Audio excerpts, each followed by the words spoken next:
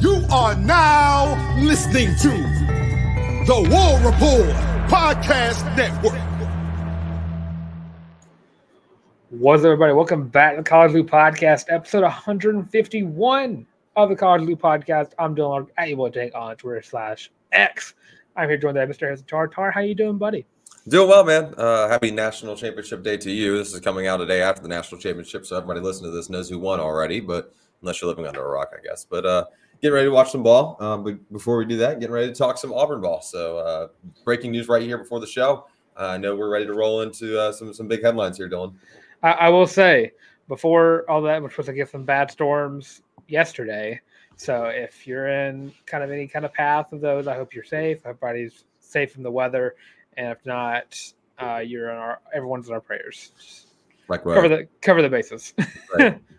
But yeah, right before the show came out, or before the show got recorded, Ron Roberts has been announced as not returning to the team in 2024. He is expected to join Billy Napier and the Florida Gators next year, which is a very, very I don't want to call it do I call it a lateral move, or I mean, it is a lateral move, but if he was on the way out the door anyways, then that's a good gig for him. It sounds more like a guy jumping ship and jumping on a sinking ship. Sure. That's what it feels like. But yeah, Ron Roberts is out. I came across this was something that kind of was talked about earlier on, was along the same lines as Phil Montgomery. Phil Montgomery and Hugh Freeze already been established as always butting heads.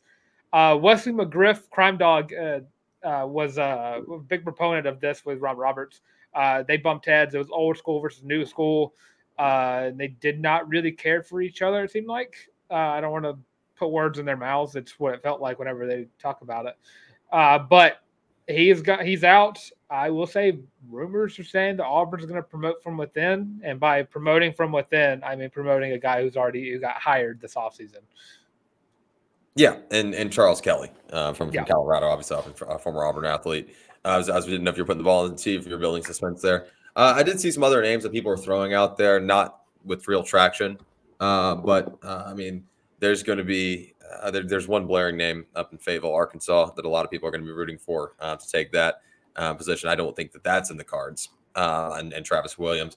I saw some Zach Arnett's. I don't think that any Auburn fan would be upset by that. I do think that it's most likely that Charles Kelly gets promoted to the defensive coordinator, but these are going to be two pretty big and high-profile hires for Hugh Freeze. Like I saw a great tweet right before this. I can't remember exactly who it was from, but it's not going to be make or break, but people will certainly be paying attention. You've got to go get guys that are good recruiters, but also good schematics-wise, because people are going to be expecting results here in the next couple of years, and you want to keep some continuity. So these are going to be your coordinators for the foreseeable future, you would hope. Because if there's one thing Auburn fans are sick of, it is the revolving door of coordinators with no tangible improvement. Yeah, and when it comes to coordinators like this in year two of a rebuild, really, you have to kind of find your guy a little sooner rather than later. I mean, we're still waiting for Hugh Freeze to announce who's going to be his offensive coordinator. Derek Nix is still, I think, the favorite, but it's been 48 to 72 hours by now at this point. Since right. It's like 3 days since it's been announced that Phil Montgomery is gone. So it's a little weird that it's not been announced that it could be the guy who's been talked about for the past 3 days about it. But you don't really know what's going on behind the scenes. Well, no one really knows except for Hugh Freeze. But you have to look at this as it's spring ball is right around the corner. You don't have a guy next to you as offensive coordinator. You have a guy who's going to be running that defense. I assume Charles Kelly would just be the easiest hire because you hired him as insurance already, right from Colorado. A guy who's a great recruiter and was a pretty good defensive coordinator at Colorado. He just didn't have a defensive line for the Buffaloes. He's got one now, but offensive coordinator still a blaring issue. We're still waiting for it, and best believe we'll be talking about it as soon as it happens. But yeah, Ron Roberts is out, and we just assume Charles Kelly. I don't think I would hate Zach Arnett. He was a great defensive mind at Mississippi State. T-Will would be nice, but I don't think either of those are likely. Those are just names I saw floating around in the Twitterverse. T-Will sounds a lot like trying to bring in Damian Craig. Yeah. It's like you should bring in a guy. And the issue with I love Cadillac, I love Teron Reed, I love Zach Etheridge. They're all very good at what they do. I know T. Will and Damian Craig are as well. It's kind of hard if you build up your entire staff of all of these players, former players of the alma mater, because at some point, if it doesn't work out well, you kind of feel like you're stuck with them. Nebraska took so long with Scott Frost, right? And at some point, the only reason Georgia hasn't fired Kirby Smart. I mean, exactly, dude. Like he's not done anything at Georgia. Nothing at Georgia. I can't wait for him to leave for the Falcons in a couple of weeks. Right. Yeah. Fingers crossed. Right. But yeah, leave us your thoughts who you want as Auburn's defensive coordinator. Easy answers: Charles Kelly. Bill Belichick might be available. I'm about to say we're going to get like one person's going to say Belichick. We're going to get some T Wills. We're going to get some T Wills in the chat. People are going to be justifying Charles Kelly. And that's fine. I mean, I get that. I understand, get that. But it'll be interesting to see where people's heads are at coming the next 24 hours. Underrated pick, Arthur Smith, because he found a way to shut down Bijan Robinson and Kyle Pitts. He did. That terrorist doesn't have a job anymore. So, good Lord, thank the God above. Jesus, that was a long 3 years. But and yeah, it is worth mentioning. Now we talked about someone leaving the Auburn football program. The rest of the football talk is going to be about how Auburn added 2 and retained 2. So a nice positive gain of 3. Well, I wanted to ask you real quick, Dylan, before we jump into that. Does this coordinator, I guess, parting of ways with Ron Roberts leaving Auburn, and this is a question from me to you genuinely and sincerely, what impact does that have on guys you have in the portal right now? And how does that play out? So looking at the guys who are in the portal who play on the defensive side of the ball, I do believe that – so Austin Osbury's already gone. I'm trying to – Marquise Gilbert, I don't think is coming back. Never really amounted to anything as soon as he came to Auburn. He's now been through 2 coaching staffs, never really did much. Sure. Steven Sings, I believe, never really did much. I know he didn't do much while he's here. But the glaring player is going to be Keontae Scott. He was the one he was a little upset with McGriff leaving for Texas A&M, and Aggie fans everywhere assumed that he's going to transfer to A&M. I think the exit of Ron Roberts probably helps your case a little bit. Because if it's a guy who pushed out the guy that you pushed out your guy, you probably have a little bit of beef towards your defensive coordinator at that point. But if Auburn retains Charles Kelly, I know that a lot of people at Colorado love Charles Kelly. Deion Sanders has sang his praise before. If he can bring back Keontae, I think your highest profile target right now in both the high school realm and the transfer portal realm is Keontae Scott, because he is going to be your anchor in that secondary. He's going to be your most experienced cornerback in your secondary, whether he plays stars, corner, safety, whatever. Because if not, your most experienced at the Auburn sphere is either going to be Donovan Kaufman, and then right after that, it's going to be Kyan Lee. And Kyan Lee is going to be going into his true sophomore year. So, or JD Rim, I guess, too, would also be in that as well. But not a lot of experience going around there, because that's what what's Kaufman? Kaufman's a senior this year? Senior. And then it goes straight to true sophomore and true freshman. Correct. So, got to bring Keontae back, and I think you got to do that with Charles Kelly. I agree. I was just curious where your head was at on that. I'll let you kind of rock and roll with the retention and the positive spin here for bolstering this Auburn roster. Yeah, and before we get to the transfers, I'll go ahead and throw out the fact that Auburn did retain 2 players who were kind of I know started with Dylan Wade, the left or right tackle, whichever one he played at any given time. He sent out some cryptic tweets whenever Philip Montgomery left, because it seemed like that was his old head coach at Tulsa, and it kind of seemed like he was a little upset about it, which, I mean, you probably would. Is the guy who recruited you. He sent a peace sign emoji, I think a couple hours before he announced he was coming back, and then he tweeted out the scene from The Wolf on Wall Street. I'm not leaving. Leonard Kemper saying he was not leaving. So Dylan Wade is coming back, an experienced right tackle. Hopefully will develop over the offseason. He had a lot of missed opportunities starting for Auburn's offensive line, but the offensive line as general just did not look as one throughout the majority of that year. Outside of Connor Lew, who is a dog and is already on pace to be the number 1 overall pick in a couple of years because he's just that good. But yeah, Dylan Wade coming back is huge. Put a veteran on that what could be a very young offensive line, and trying to make sure that Auburn can protect their quarterback for once, for the first time since 2017. And also another retention news: Jason Jones, the nose tackle, big nose tackle. Jason Jones has announced that he got one more in him. He will be returning for another year. Lost out on Marcus Harris. He is going to the draft, and he's going to be making some money next year. But Jason Jones anchors down that front alongside what's going to be a Keldrick Falk. And I don't think we know who's going to be the edge rusher next year. It's probably Jalen McLeod.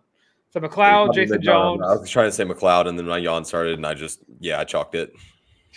But yeah, 2 big retention pickups for this recruiting staff because those are 2 guys who need to anchor down both sides because the games are won and lost in the trenches.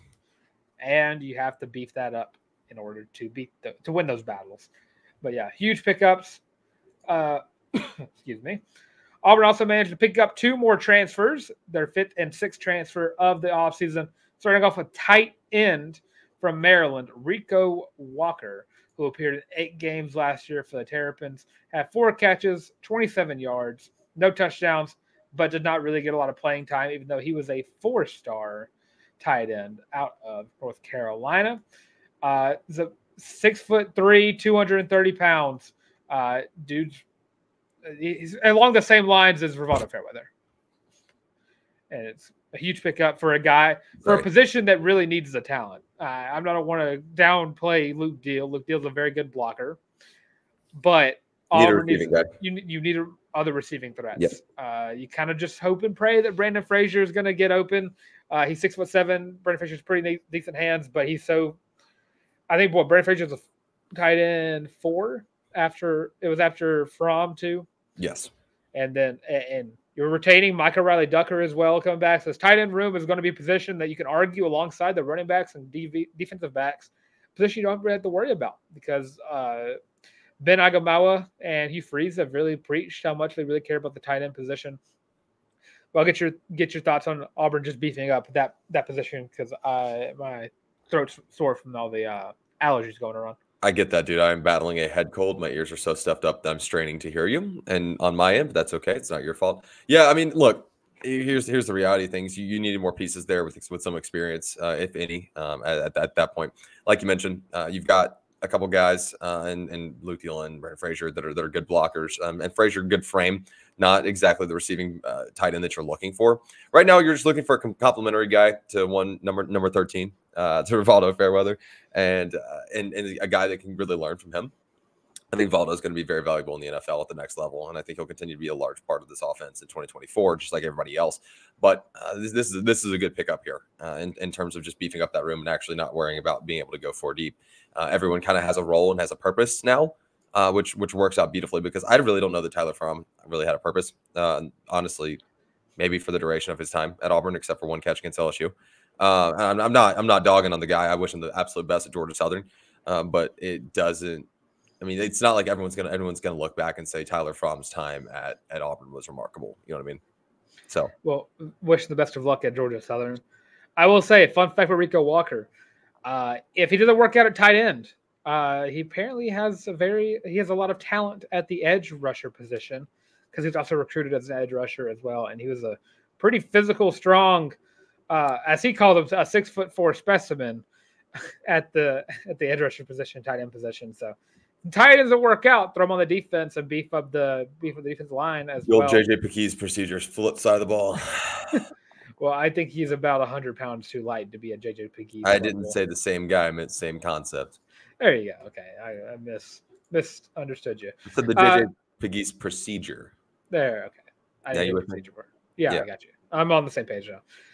Auburn also picked up the transfer of defensive tackle from Texas, Trill Carter, 3-star defensive tackle. He appeared in all 13 games, got 9 tackles, a tackle for 1.5 tackle for a loss, and got forced a fumble, but only got 1 sack. He was a guy who was a depth piece, got in late.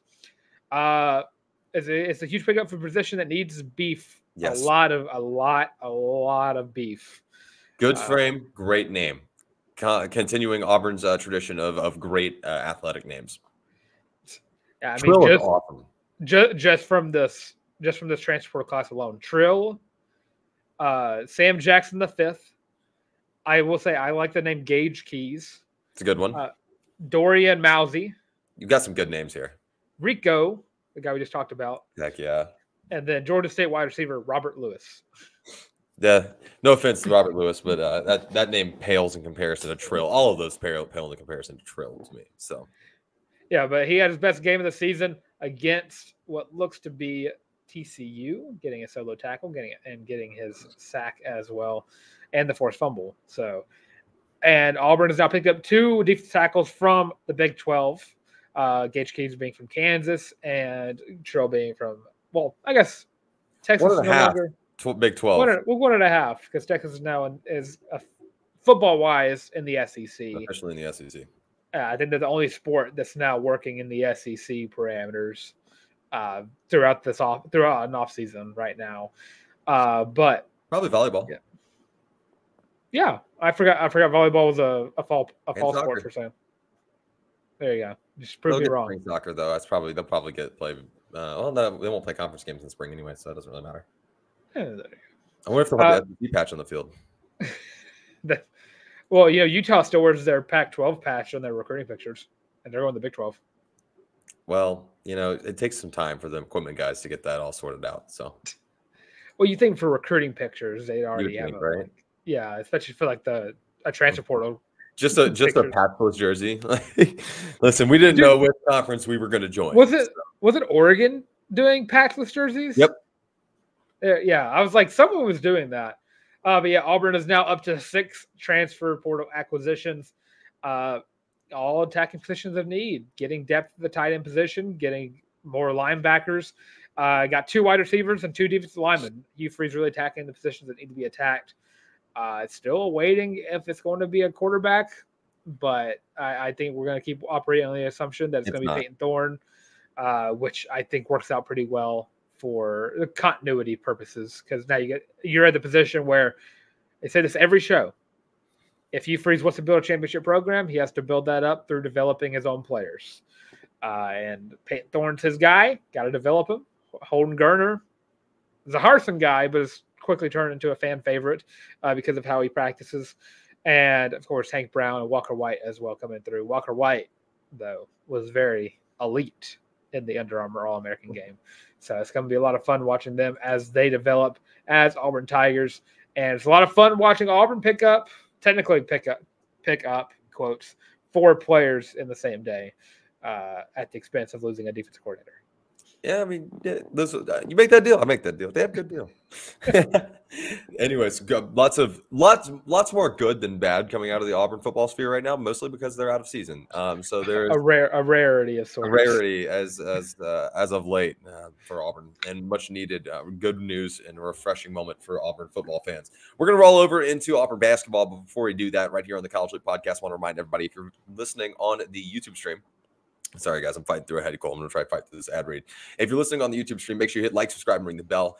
Give us a comment. Give us your thoughts on who you want to replace Ron Roberts at defensive coordinator, who you'd like to see pop in that OC job, who you think is going to start at every position. Give us your full roster breakdowns. Let's see it all. Give us your feedback on what you guys want to hear about right here on the College League Podcast. Thank you to the Barn Trooper. I almost said his actual name instead of his alias, even though I do know who the Barn Trooper is. Thank you for tweeting at us right before the show so we get some more content. Appreciate that big time, my man. Hope we answered some questions for you. But if you've not already subscribed to the College League Podcast, like I said, please go ahead and do so. Drop us a like and drop us a subscribe. Ring the bell so you can stay up to date with everything going on right here at the College League and the War Report Podcast Network. If you want to continue to support the show, Oh, sorry. Let me backtrack for a second here. If you're not listening on the YouTube stream and you're on a streaming platform, thank you guys so much for hanging out with us. Anyways, give us 5 stars, thumbs up, whatever the highest rating is on your streaming platform of choice. Share the show with a friend so they can also become a looper. Okay, if you want to continue to support the show, you can head over to thewarreport.com, pick up your very own College Loop War Report co-branded Feeling Loopy t-shirt. Comes in 5 different colorways, $25. The most comfortable shirt you'll ever own. Looks good in your house. Looks good at the stadium. Looks good at the ballpark. Nowhere is not the right time. Even your friend's wedding is not the right time. Is not the wrong time to wear your hashtag Feeling Loopy t-shirt. Once you pick up your very own shirt, make sure you use hashtag Feeling Loopy. That's Feeling without a G on whatever social media platform makes you the happiest. Whatever you use the most, tag us in it. We'll throw it up on the next stream on the next show. We appreciate you guys' continual love and support. You guys are the reason we're able to do everything right here at the College Loop. So let's get into Auburn basketball. Auburn coming off of a clean old-fashioned ass whooping over Arkansas. That is what it is. That is the technical term. An ass whooping. In Bud Walton Arena, handing the Razorbacks their biggest loss in the history of that stadium, that cursed grounds in which they operate and play Woo Pig basketball. Speaking of curses, Auburn's playing an opponent on Wednesday. I almost gaslit myself again and said Tuesday. On Wednesday in Texas A&M that they are 2-8 against in their last 10 meetings. That's what you determined right before the show, right, Dylan? Yep, that's be correct. In the last since 2016, Auburn is 2-8. And currently on a 3-game losing streak versus Texas A&M Aggies. Yeah, Buzz Williams has been the Achilles heel for the Auburn Tigers to this point, under Bruce Pearl and large. And just to be real with you, it doesn't matter how good those Tigers are and how bad those Aggies are. Buzz Williams seems to know how to scheme for Bruce Pearl teams very, very well. Auburn plays very poorly against Texas A&M. I'd be remiss if I didn't remind you guys that there was a year, and that being the Isaac Okoro year, 2019-2020, where Auburn was undefeated at home until senior night when Austin Wiley went out with a loss against Texas A&M. That's a pull for you there, Dylan, by the way. That was a pull. I was there. I was present. I was depressed because Auburn should have been undefeated at home that year. What's that face for? You look like you're trying to remember if I was there or not. I know I was. But A&M has just done all kinds of horrid things to Auburn basketball, and this is the opportunity for Auburn to prove that they are different this year and that this is going to be an even better team than expected. Obviously, jumping up to number 16 in the AP poll this week. That's 9 spots up, as Dylan pointed out on our social media platforms earlier today as we're recording the show. So yesterday as it's coming out. And this team is trending in the right direction. Dylan's got his finger up. What's up? I just want to say to all you AP voters who currently don't have Auburn in the top 25, I hope you stub your toe. I just want to say thank you, actually. I love Auburn not being overrated. I don't think they're underrated. I think they're underrated right now for sure, but I don't want to I like the climb. If that makes sense. I think they were, based on how the voters dispersed. I mean, it was the highest voting Auburn got was 7. Yeah. The lowest was undrafted or unranked. If you look at if you just take the AP poll for one, you should take it for surface level anyways. But if you were to pretend that this was your top 25 seeds in the tournament, this would have Auburn at a 4 seed. Now we're getting into the territory where we think this Auburn team can be. Where Ken Palm certainly thinks that this Auburn team can be, and that's quite literally just a metric. Need to pull off a couple more Q1 wins. You can do so as you come down the stretch against A&M, and it starts with shutting down Wade Taylor IV, who, by the way, folks, is somehow a junior. Somehow this guy could play basketball next year. I don't understand. This is the full-on Bo Nix, Stetson Bennett, Hunter Renfro experience at Texas A&M. The 8th-year junior. Yeah, it feels like the guy has been there forever. He's averaging 18 flat a game, 31 minutes. He's on the court the whole damn time. He'll average just under 4.5 assists a game. I mean, he leads the team in points and assists and steals for that matter, averaging 2.5 a game on the defensive end of the floor. He shoots 27.5 from 3, not necessarily a huge three-point threat, but someone you have to keep an eye on. Knocks it down from the stripe. So if you hack him on this way to the lane, he's going to convert on free points. So you got to make sure you're disciplined. Auburn's got to stay disciplined in general and keep your bigs in the game. But it starts with Wade Taylor IV, and then you roll down to forward Henry Coleman III, who also is second on the team in scoring. So just fun fact for you. 12.5, averaging 29 minutes, and he's only played in 13 of the games to this point this year. But he gets the job done in terms of on the glass. So he's averaging. I had the rebounds in front of me. There we go. 8.7 rebounds a game. This is your threat right here in terms of being able to box out. Auburn did it remarkably well against Arkansas. Keep the train rolling and put your foot on the gas. This team's not that deep. They're only going to have about 7 guys that are going to play meaningful minutes, and they're all going to play a lot of them. Auburn, you've got 10 sometimes 11, depending on how you want to look at that, 10 or 11 that you can rotate in and keep everybody fresh, capitalize, and make not only beat A&M, but make A&M beat themselves too. You're at the level where you can force other teams to play games that are not their brand. Do so here. That's my spiel so far, Dylan. I'll let you go in. I also learned very recently that Tyrese Bradford is still on the team at Texas A&M. He's got to be like 27, right? He's at least 30, right? But looking at this game from a player's perspective, this does come down to, can Chad Baker-Mazara continue his terrific stretch of games that he has had? Last game against Arkansas, Chad Baker-Mazara was one of the best players on the court, at least top two. What? Can we talk about that weird tee he got first half a second? I think that the refs now have a contingency plan that they're just going to give him a tech every time he gets a little loud. He trash talked in Spanish, and then he said he talked to the refs in Spanish to see if they understood it, and they had no clue what he was saying. The thing that I think it's stupid. Yes, I think it's very stupid. But I think it's also because they know how heated of a rivalry that's going to get. And if you got to set a boundary at some point. It's dumb. It's stupid. Let the kids play. Let them talk, especially if it's in Spanish. It's objectively really funny that he trash talked in Spanish and then double checked to see if they understood Spanish. Just see if the Arkansas students actually paid attention. If that is actually what happened, then I'm going to look up and see if SEC officiating pays for Rosetta Stone. Yeah, but CBM led against Arkansas in scoring with 16 points. It's going to be another game where he's going to show off how huge of a pickup that he is. He's just been one of the best players on the court at any given time. For no matter who's on, he's always one of the best players, no matter who's on the court. Even if it's an 85-year-old Tyrese Bradford and an 84-year-old Wade Taylor IV.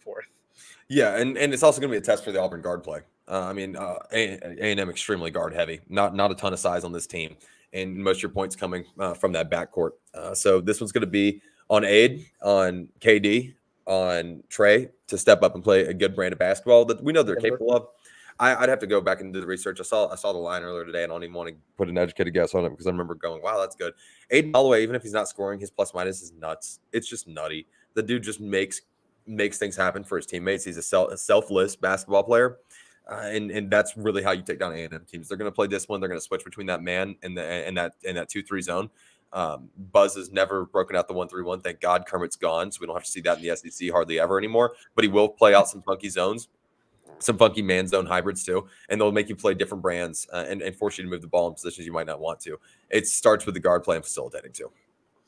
Yeah, and I mean, just looking at Janai Broome, 15 points in the year, averaging 8 rebounds, 1.7 assists, 0.9 steals, basically 1 steal a game, and 2 blocks a game for Janai Broome. Continue to show off how the media is not seeing you as a top 5 player in the game that you are. I think he's fringe lottery. I think he is. I think he's going to wind up being a fringe lottery pick, probably mid-teens. This guy really, really has a lot to gain coming down the stretch. Not just, he's a team player. He wants to win basketball games. Don't get him twisted. He's also not a ball hog. He wants to get his buckets. But whenever he puts up some shots and he's not finding it, it never feels like he's just trying to get his buckets. It's more like, hey, can I figure this out so I can help the team? That guy is going to be really dangerous if he's playing at the level that he's at right now. Between him, CBM, Trey Donaldson's been great off the bench in terms of making sure there's no drop off from the guard play.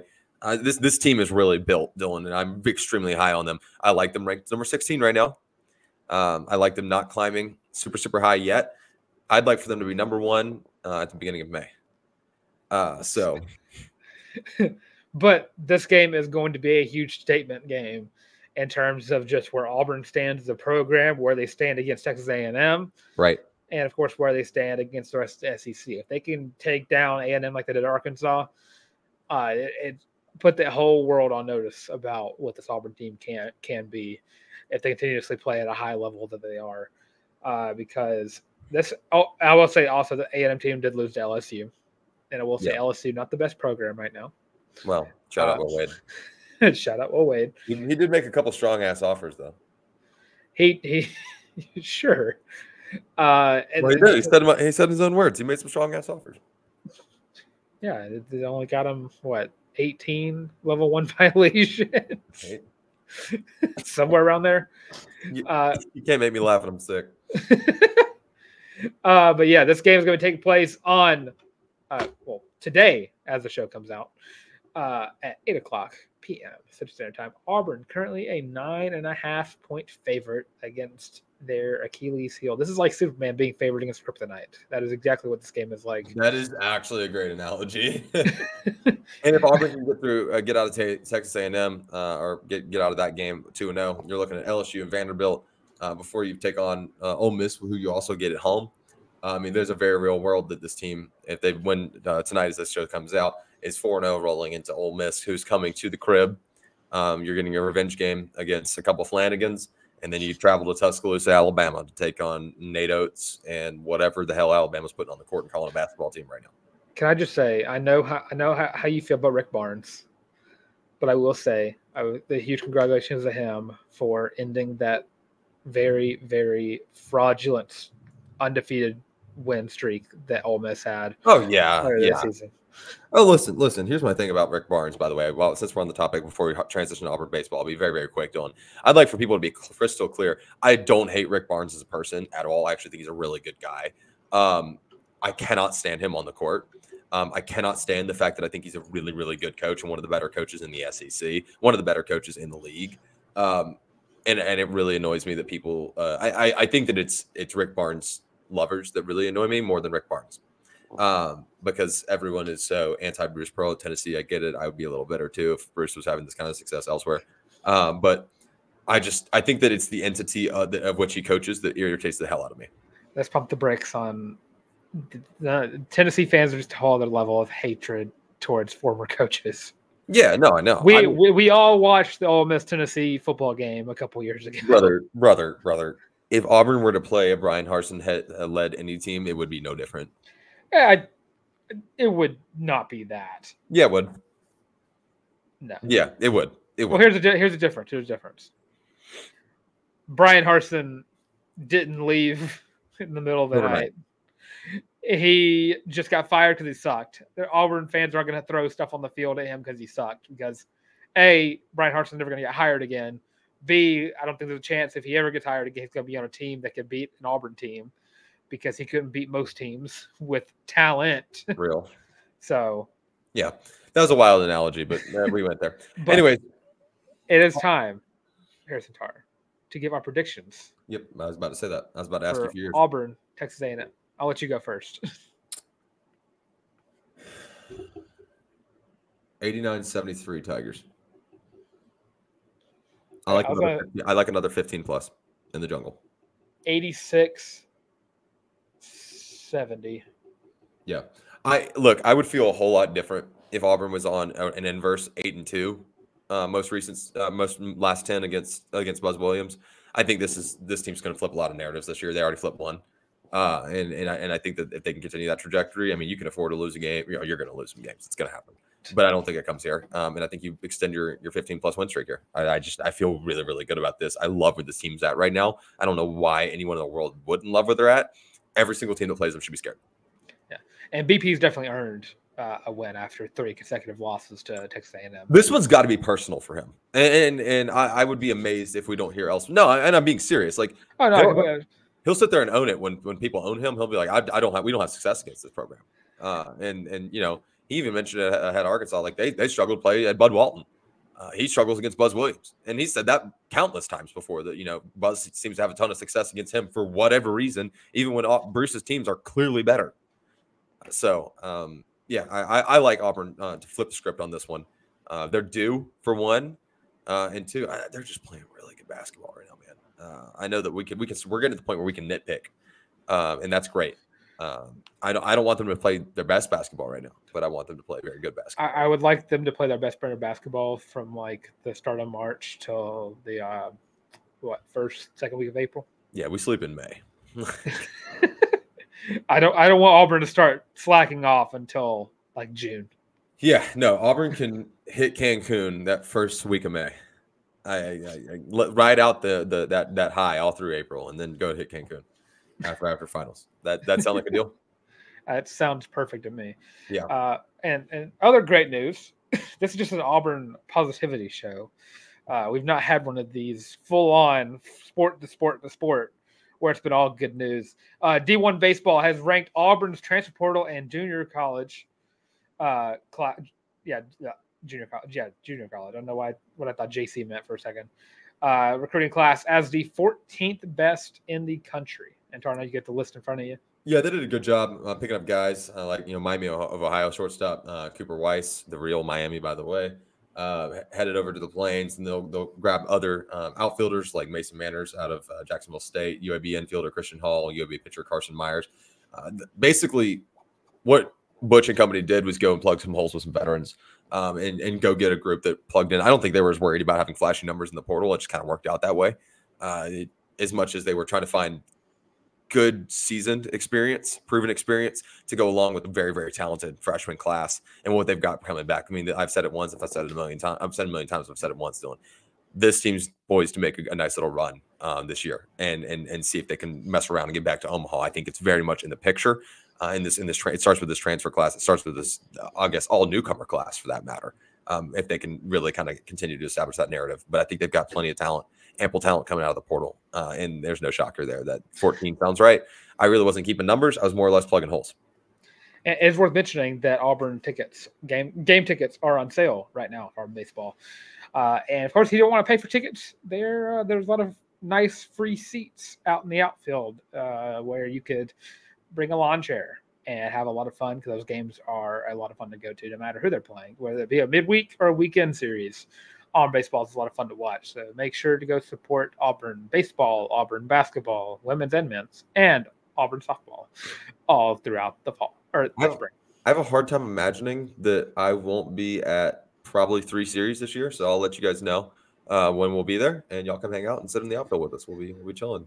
And I have gotten official notice that I will be at the gym meet on Friday versus Kentucky. Huge. And I've also confirmed with my girlfriend that we will be in Auburn for Auburn, Arkansas in softball to watch the revenge game of Auburn versus Bree. Well, I can also tell you, I guess Mickey versus Bree. Confidently right now, I don't know which SEC series I'll be at right now, but I will be at the road game at Georgia Tech. So anyone else who wants to witness, let us know. I go with Dad every single year, and my mom sits in between the two of us, so we don't punch each other in the middle of the game. It's a lot of fun. Yeah, I hope you enjoy another 15-inning game in Atlanta. Dude, Jesus Christmas, what a freaking trip! My roommate's a diehard Tech fan too, so I'm surrounded by pain whenever Auburn loses to a very good Tech team, very good, historically good program.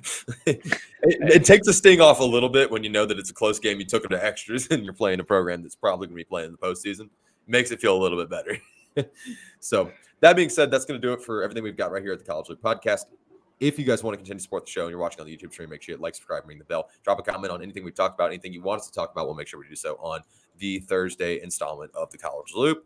If you guys are listening on a streaming platform, make sure you give us 5 stars, thumbs up, whatever the highest rating is on your platform of choice, and share the show with a friend so that we can continue to grow this fan base, this Loop fan base, if you will, or Looper family is what I'm going to go with there. That's the right word. The family of Loopers. You guys are the best listeners in the world on planet Earth. You guys are the reason we are able to do everything we're able to do here. I'm Harrison Tarr, at by Harrison Tarr, the Bird app, and on Instagram. If you guys want to come hang out and give me your good takes, your bad takes, anything in between, I certainly appreciate it. Love the interactions. You guys rock. Take care of yourselves. Take care of each other. Enjoy the rest of your week. Enjoy the Natty. You've already watched it. I'm going to go enjoy the Natty. So is Dylan.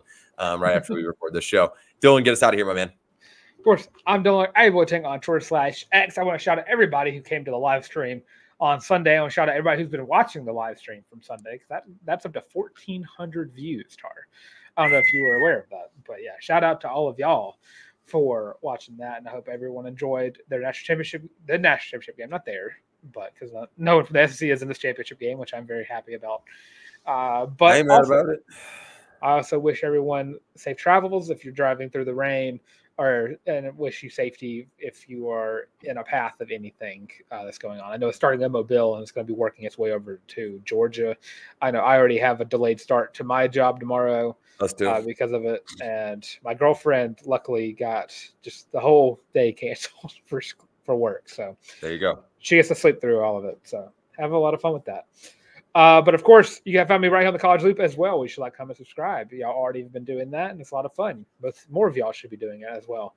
And you can also go find us on social media on Twitter, TikTok, Facebook, Instagram, the works, all of those at The College Loop. And of course, if tired of seeing our faces, completely understandable.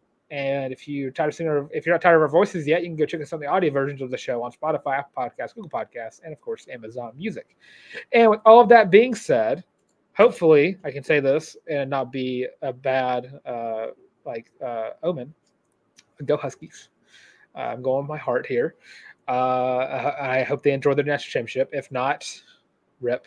But with all that being said, this has been the College Loop podcast. Love you guys.